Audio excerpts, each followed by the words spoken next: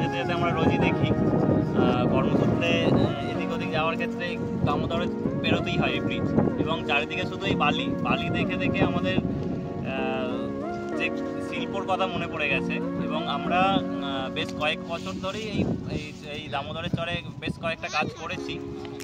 বিগত 2 বছর ধরে রঙ্গজীব কাজটাই প্রথম শুরু করেছে, আমরা তারপর থেকেই অনুপ্রাণিত হয়ে আমরা এই কাজকে ধরে রাখছি এবং আগিয়ে নিয়ে যাচ্ছি। তো আজকে বুদ্ধ পূর্ণিমার দিনে আমরা সকল বন্ধুরা নেচার অফ দ্য ক্যানভাসের সকল বন্ধুরা মিলিত হয়েছি।